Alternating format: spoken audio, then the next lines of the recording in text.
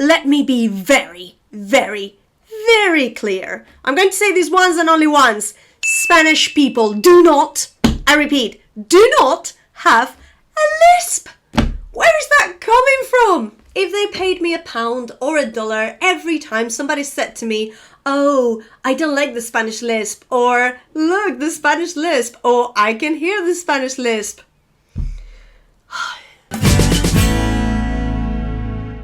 I wouldn't be talking to you right now. I would be in my island in the Bahamas. Spanish people, aka me, we do not have a lisp. A lisp is a speech impediment, which often results in a person having difficulty pronouncing the letters S or Z. So as a result, the person can't say those letters, can't make those sounds, and that person substitutes those sounds for the equivalent of the sound the TH sound in English, as in think or thank you. Does that make sense? Now, if I had a lisp, would I be able to say things like Mississippi, sassy, Sally sells seashells by the seashore? ¿Cómo te quedas? As you can see, Spaniard over here, no speech impediment whatsoever. What people are referring to is Spain's mainland pronunciation, the accent. And by the way, that urban legend that there was once a king in Spain and that the king had a lisp and everybody had to speak like the king is absolute rubbish. No, señores. Mentira. Falso, falso, falso. Where is all of this coming from? This is all coming from, as I told you before, the Castilian Standard Spanish. And in Castilian Spanish, we pronounce the Z, the C followed by an E, and the C followed by an I as the TH sound in English, as in th, th, th. Put that tongue behind your teeth, up there, th, th.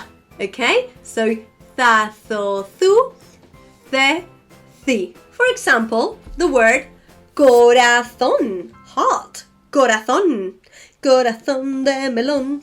Then we also have the classic, cerveza, cerveza, th, th, th, cerveza, C with the E, cerveza, a beer. We also have cine, cinema, cero, zero, cielo, the sky, cabeza, cabeza, hombres, rodillas, pies. Tell me you're a teacher without telling me you're a teacher, huh? We also have the very well-known city, Barcelona. That's the classic, isn't it? When a friend of yours visits Barcelona and they come back thinking they're fluent in the language and they go, I've been to Barcelona, and they exaggerate that TH sound, Barcelona, okay? Or the other city, Zaragoza, not as well known as Barcelona, but also very, very popular, Zaragoza.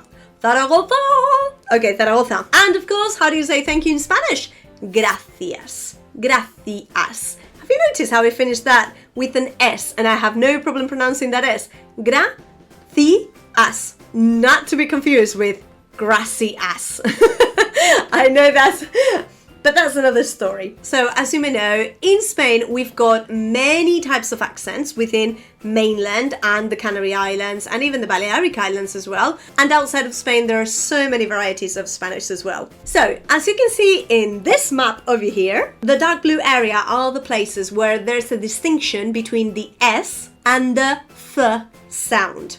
Okay? And that's in most of mainland Spain. However, there are two phenomena happening in the south of Spain and in the Canary Islands called seseo and ceceo. Have a look at the areas. Seseo is that light blue one and ceceo is the green one. What are those? So people from these places in the south of Spain and the Canary Islands speak with seseo, and that means that they use S instead of a C or a Z. Let's take for example the word piscina, swimming pool. Piscina. That's how I would say it in standard Spanish with the distinction between the C, the S, you know. However, a person from the south or a person from the Canary Islands would say piscina, piscina. All as if it was an S. That C becomes an S sound.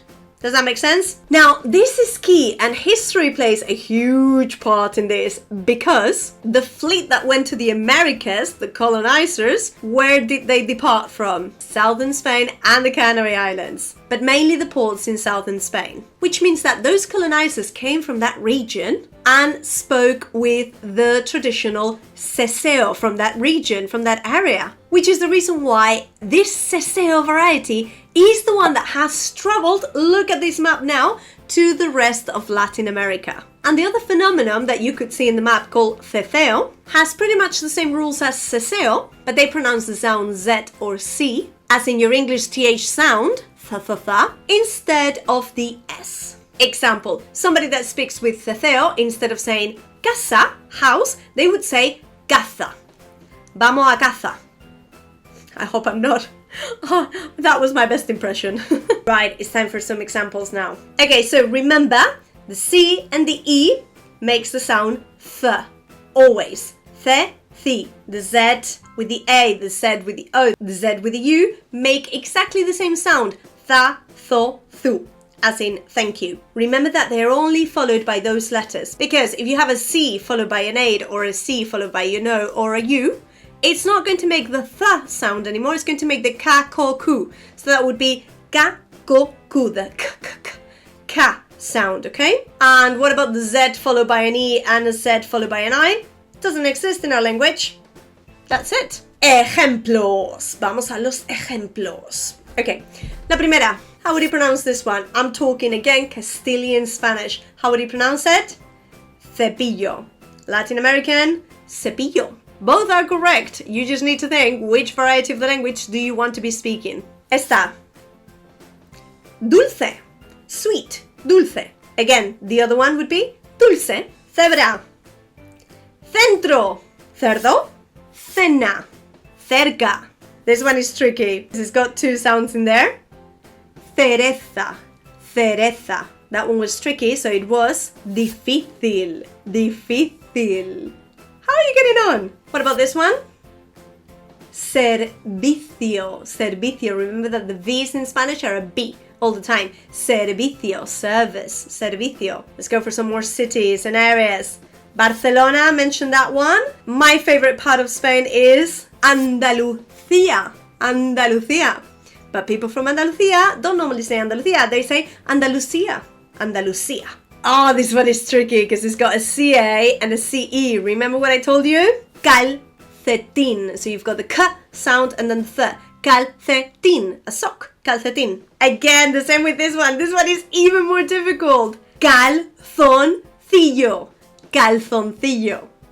Some boxers. Boxer shorts. Let's go with the Z. Pasamos a las Zetas. Let's go with the Z. One of the most common ones. Zapato. Shoes. Zapato. Shoe. Zumo. Juice. Zumo. You wouldn't have problems with this one because in Latin America they actually call juice jugo. They don't refer to it as zumo, they normally refer to it as jugo. It's a completely different word. Zumo. The month. Marzo. March. Color. Azul, porque este amor es azul. I am feliz, porque llegan las... I'm gonna just put this one in here because I've just remembered, but it doesn't have a set. Vacaciones. I am happy because the holidays are approaching. Vacaciones. You know this one. La máscara del... Zorro. Zorro. Did you pronounce it like that? Rolling your eyes as well? Zorro. Don't say zorro. Zorro. Okay, this one is tricky. Carrot. Zanahoria. Zanahoria. Another fruit? No, carrot is not a fruit, it's a vegetable. Pero bueno, ya sabéis.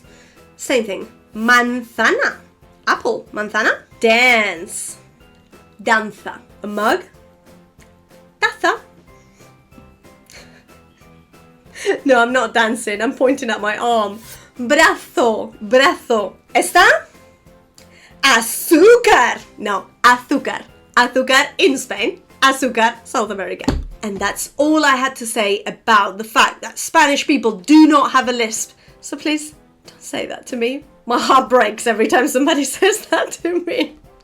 Seriously. Very few things in life drive me as mad as that. There's chorizo with paella, and then there's that, I think. Close. Very, very close. I hope that was educating and useful, guys, and muchísimas gracias. Let me know what other videos you want me to make over here, or if you've got any questions, drop them in the comments. Adiós, chicos. Gracias.